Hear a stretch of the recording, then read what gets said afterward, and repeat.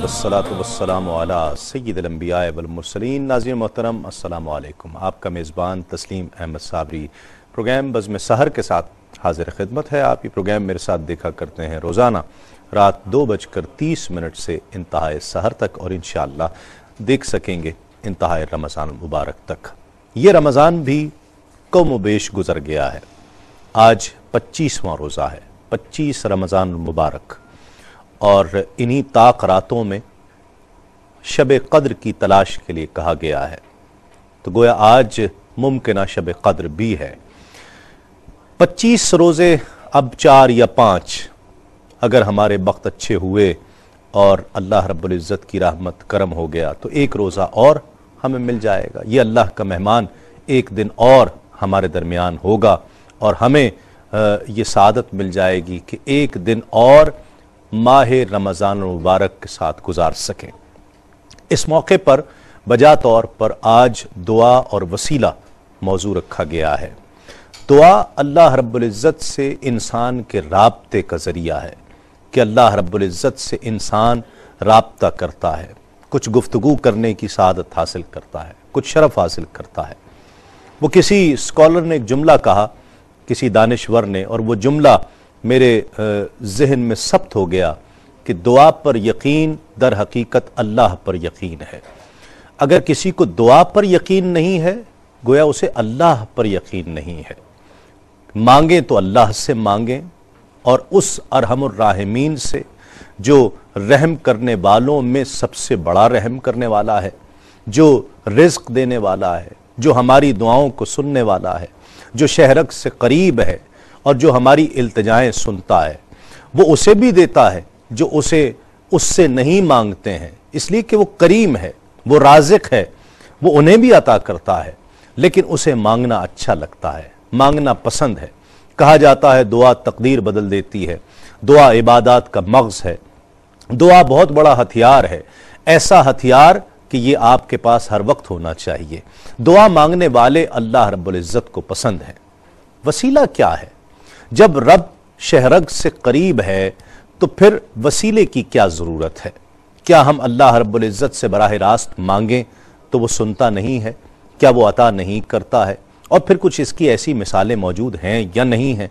ہمیں سب سے پہلے تو یہ دیکھنا ہے کہ سرکار دو عالم صلی اللہ علیہ وآلہ وسلم کی تعلیمات کیا ہیں، صحابہ کرام کی سیرت مبارکہ میں ہمیں کس طرح سے ملتا ہے۔ ناظرین کرام، ہمارے نزدیک معیار وہی ہوگا۔ اگر صحابہ کرام سے ہمیں وسیلہ دے کر دعائیں مانگنے کے لیے ہمیں وہاں سے کچھ شواہد، وہاں سے کچھ ثبوت، کچھ پروفز مل جاتے ہیں تو یقیناً ہمارے لیے بہت بڑا شعار ہے کہ صحابہ کرام کی پیروی کرتے ہوئے ہم وسیلے سے دعا مانگیں، اور اگر وہاں نہیں ہے تو ہم بھی نہیں مانگیں گے۔ بات طے ہو گئی کہ گویا اگر صحابہ کرام کے ادوار مبارکہ سے ہمیں وسیلے کے ثبوت مل جاتے ہیں، حضور نبی پاک صلی اللہ علیہ وآلہ وسلم کی ظاہری حیات پاک سے ہمیں اس چیز کے ثبوت مل جاتے ہیں، تو ہم وسیلہ دے کر دعا مانگیں گے۔ وسیلے کی ضرورت کیوں پڑتی ہے، یہ آج کا موضوع ہے۔ بہت کنٹروورشل ہے، کچھ لوگ اس وسیلے کو مانتے ہیں، کچھ انکار کرتے ہیں۔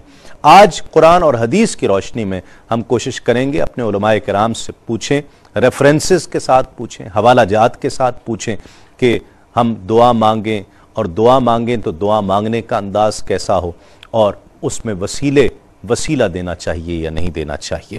ہمارے ساتھ تشریف فرما ہے آپ کی بہت جانی پہچانی، ہر دل عزیز محبوب شخصیت بہت خوبصورت انداز گفتگو آپ کا، ایسا کہ دلوں میں اترتا چلا جاتا ہے۔ ہم سب کے بہت محبوب، قابل احترام الفرقان اسکالرز اکیڈمی کے مینیجنگ ڈائریکٹر جناب حضرت علامہ مفتی محمد اکمل صاحب ہمارے ساتھ تشریف فرما ہیں۔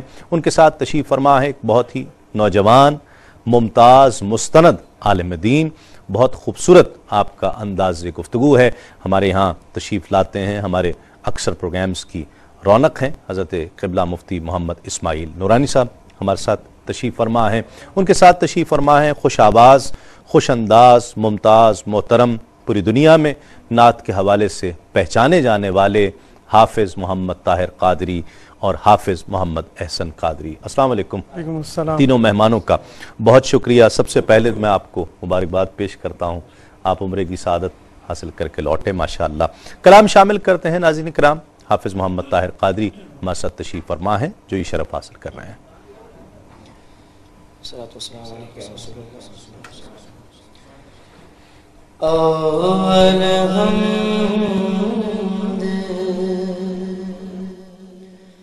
ثنا الہی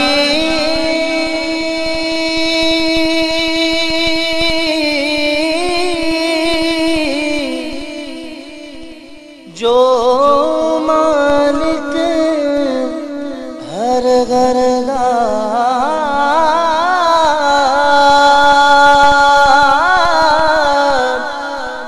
اس دا نام چتارن والا،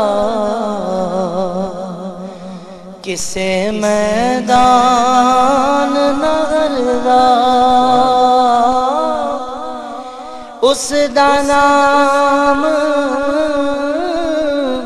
چتارن والا، کسے میدان نگر دا رحمت دا دریا الہی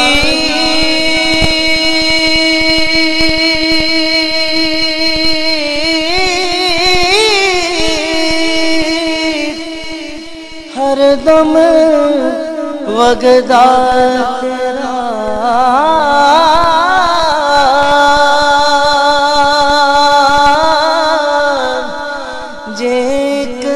تیرا بخش منو کم بن جاوے میرا، جیک کتیرا بخش منو کم بن جاوے میرا، مالی دا کم پانی دینا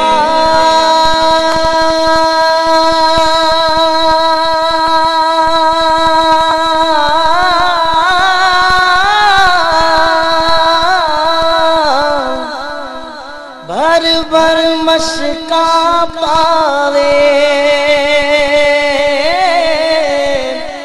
مالک دا کم حل پھل لانا، لاوے آنا لاوے، مالک دا کم حل پھل لانا، لاوے آنا لاوے، اپنے یار دے بیلے وچوں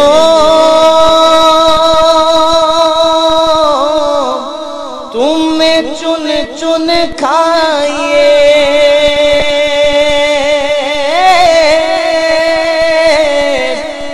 اور کسے دے باغے اندر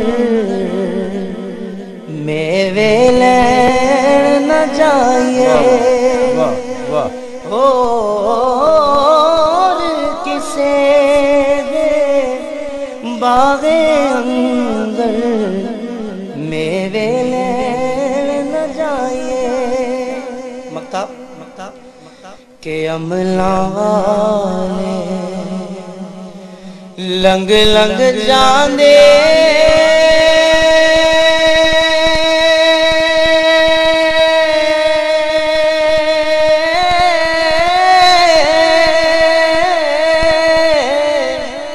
تے غافل ہوتے کھاندے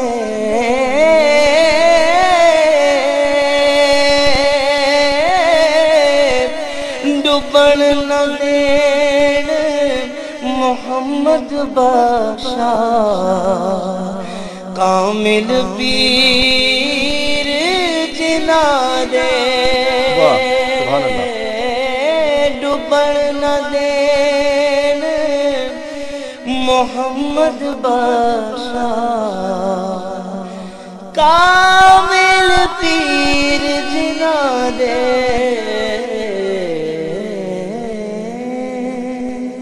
ماشاءاللہ. دعا کا لغوی اصطلاحی معنی کیا ہے اور پھر اس کی شرعی حیثیت کیا ہے؟ اعوذ باللہ من الشیطان الرجیم بسم اللہ الرحمن الرحیم. لغوی اعتبار سے دعا کے کئی معانی ذکر کیے گئے ہیں. دعا کا معنی طلب کرنا بھی ہوتا ہے، دعوت دینا بھی ہوتا ہے، پکارنا بھی ہوتا ہے. اور جب ہم شرعی اعتبار سے دعا کا مفہوم کہتے ہیں تو اللہ تبارک و تعالیٰ سے جو کچھ ہم طلب کرتے ہیں اس کو دعا سے تعبیر کیا جاتا ہے. دعا اردو کا لفظ ہے؟ نہیں، یہ عربی کا لفظ ہے. عربی. ہاں، ویسے صلاۃ کے معنی بھی دعا ہے؟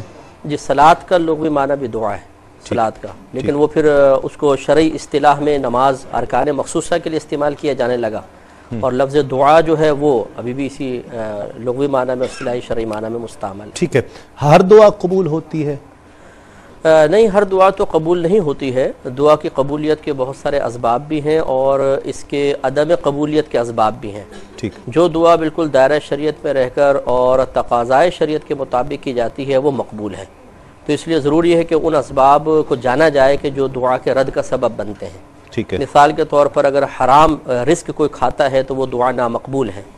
اسی طرح اگر محال عادی کی دعا کی جائے، یعنی محال چیز کہ اللہ تعالیٰ اس کو سونے کا بنا دے، اب بیٹھا ہوا دعا کر رہا ہے، یہ دعا نامقبول ہے اور اس قسم کی دعا کرنا بھی شرعاً جائز نہیں ہے. ٹھیک ہے. اسی طریقے سے کسی حرام چیز کی طلب کے لیے جو دعا کی جاتی ہے معاذ اللہ یہ ممنوع بھی ہے اور یہ بھی عدم مقبولیت تک رہے گی.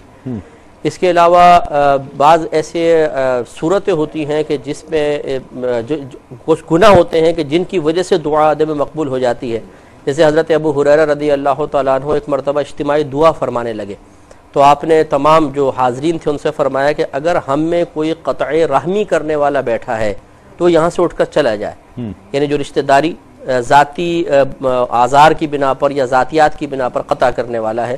اور اس کی وجہ بیان فرمائی کہ میں نے نبی کریم صلی اللہ علیہ وسلم سے سنا ہے کہ جس محفل میں کوئی قاطع رحم بیٹھا ہو اللہ تعالیٰ ان کی دعا قبول نہیں فرماتا. ٹھیک. تو یوں بعض اوقات ایک تو اپنا گناہ اور پھر اس گناہ کا وبال دوسروں پر بھی ہوا تو یہ بھی جس مجلس میں بیٹھا ہے اس کی وجہ سے اس عمل کی وجہ سے پوری مجلس کی دعا قبول نہیں ہو رہی ہے. یہ فرماتے ہیں گنہگار کی دعا قبول نہیں ہوتی ہے؟